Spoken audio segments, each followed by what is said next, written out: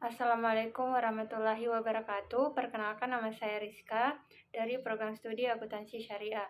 Saya membuat video ini sebagai tugas UAS dari mata kuliah perencanaan keuangan syariah yang diampu oleh Pak Darwis SE MSI.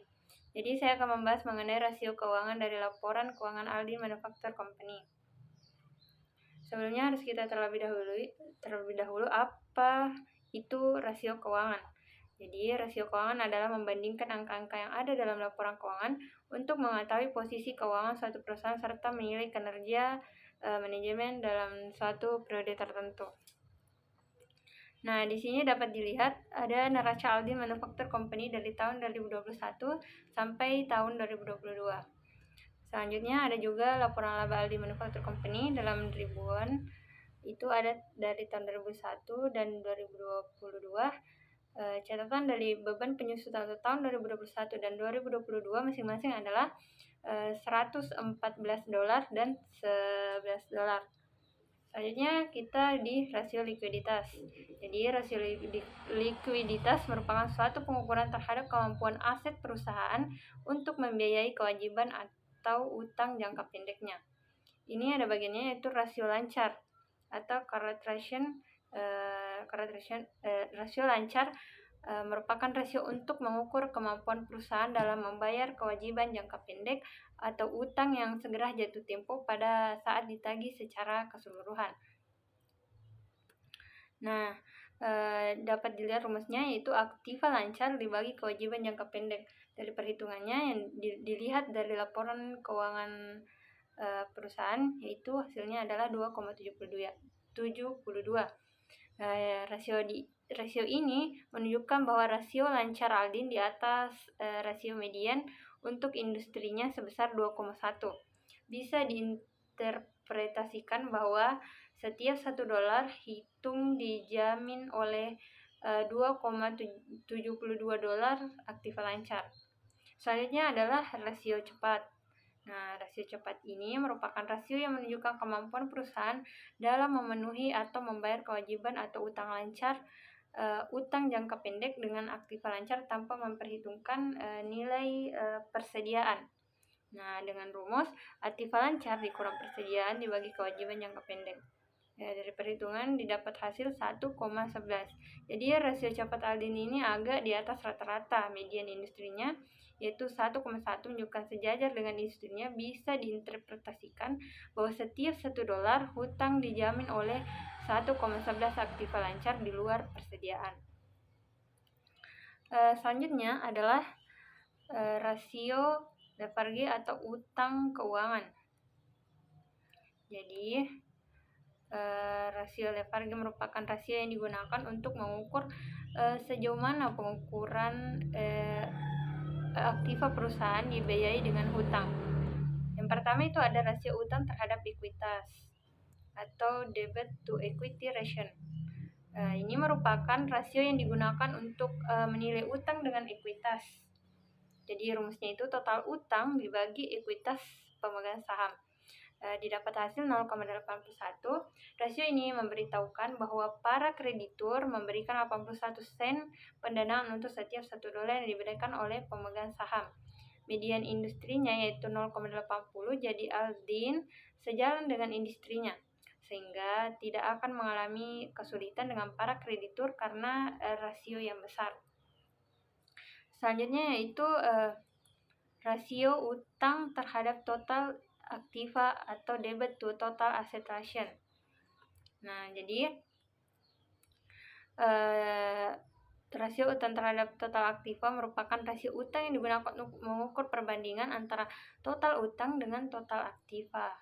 Nah, rumusnya itu total utang dibagi dengan total aktiva, didapat hasil dari pencatatan yaitu 0,45. Rasio ini menunjukkan bahwa bisa diinterpretasikan 45% dari aktiva perusahaan didanai oleh utang dari berbagai jenis, sementara sisanya 55% pendanaan berasal dari ekuitas pemegang saham. Selanjutnya, rasio cakupan. Perlu kita ketahui rasio cakupan adalah rasio keuangan yang digunakan untuk mengukur kemampuan perusahaan dalam membayar liabilitasnya. Jadi rumus yang digunakan itu laba sebelum bunga dan pajak dibagi beban bunga, hasilnya adalah 4,71. Jadi semakin tinggi rasionya, semakin besar kecenderungan perusahaan dapat membayar pembayaran bunganya tanpa kesulitan. Selanjutnya adalah rasio aktivitas. Jadi rasio aktivitas adalah rasio yang digunakan untuk mengukur tingkat efisiensi pemanfaatan sumber daya perusahaan, antaranya penjualan, persediaan, penagihan, piutang, dan lainnya, atau rasio untuk menilai kemampuan perusahaan dalam aktivitas sehari-hari. Jadi ada yang jadi di sini ada rasio perputaran piutang. Ini atau biasa disebut resiable turnover atau RT. Jadi rumusnya sebelumnya saya jelaskan dulu apa yang dimaksud dengan rasio perputaran piutang. Jadi perputaran piutang merupakan rasio yang digunakan untuk mengukur beberapa lama penagihan piutang selama satu periode atau berapa kali dana yang ditanam dalam piutang ini berputar dalam satu periode. Jadi rumusnya itu penjualan kredit tahunan bersih dibagi dengan piutang, hasilnya 5,89. Selanjutnya itu rasio perputaran piutang dalam sehari. Perputaran piutang dalam sehari itu rumusnya adalah hari dalam setahun dibagi perputaran piutang, hasilnya adalah 62 hari. Selanjutnya adalah rasio perputaran persediaan. Nah, perputaran modal merupakan salah satu rasio untuk mengukur atau menilai keefektivitasan modal kerja perusahaan selama periode tertentu. Rumusnya itu harga pokok penjualan dibagi dengan persediaan, didapat hasil 2,02. Selanjutnya rasio perputaran persediaan dalam hari. Itu adalah rasio yang digunakan untuk mengukur berapa kali dana yang tetap berputar dalam satu periode. Rumusnya yaitu jumlah hari dalam setahun per perputaran persediaan. Jadi hasilnya adalah 181 hari. Selanjutnya adalah rasio perputaran total aktiva. Jadi total aset merupakan rasio yang digunakan untuk mengukur berapa jumlah penjualan yang diperoleh dari setiap rupiah aktiva. Selanjutnya saya ke rasio profitabilitas. Nah, di sini terbagi jadi dua, yaitu yang pertama profitabilitas dalam kaitannya dengan penjualan. Nah, di sini ada rasio margin laba kotor. Untuk rumusnya sendiri yaitu penjualan bersih dikurang harga pokok penjualan dibagi penjualan bersih. Didapat hasil 32,9%. Margin laba kotor Aldin secara signifikan berada di atas median industrinya sebesar 23,8, hingga menunjukkan bahwa perusahaan tersebut secara relatif kurang efektif dalam memproduksi atau menjual produksi atas biaya yang dikeluarkan. Nah, itu selanjutnya saya ke rasio margin laba bersih. Di sini ada rumusnya, itu laba bersih setelah pajak dibagi dengan penjualan bersih, didapat hasil 5,04%. Bagi Aldin, 5 sen dari setiap $1 penjualan membentuk laba setelah pajak. Margin laba bersih Aldin di atas median margin laba bersih industrinya 4,7%, yang menunjukkan perusahaan tersebut memiliki tingkat relatif profitabilitas penjualan yang lebih tinggi daripada kebanyakan perusahaan lainnya di industri yang sama. Dan yang terakhir selanjutnya adalah profitabilitas kaitannya dengan investasi. Nah, di sini ada tingkat pengembalian atas investasi. Maaf, bermasalah.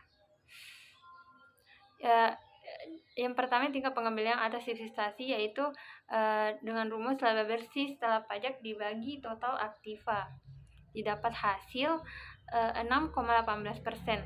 Rasio ini kurang bagus berbandingan dengan nilai median industrinya sebesar 7,8%. Profitabilitas lebih tinggi per $1 penjualan, tetapi pengembalian atas investasi yang agak lebih rendah dari industrinya mengonfirmasikan bahwa Aldin menggunakan lebih banyak aktiva untuk menghasilkan $1 penjualan daripada perusahaan lainnya dalam industri yang sama. Selanjutnya, tingkat pengembalian atas ekuitas. Jadi rumus yang digunakan yaitu laba bersih setelah pajak dibagi ekuitas pemegang saham, didapat hasil 11,19%. Jadi perlu diketahui dulu, pengembalian ekuitas adalah ukuran profitabilitas bisnis dalam kaitannya dengan ekuitas. Karena ekuitas pemegang saham dapat dihitung dengan mengambil semua aset dan mengurangi semua kewajiban. Nah, dari perhitungan ini ROE yang tinggi mencerminkan penerimaan perusahaan atas peluang investasi yang baik dalam manajemen biaya yang efektif. ROE Aldin berada di bawah median pengembalian untuk industrinya 14,4%.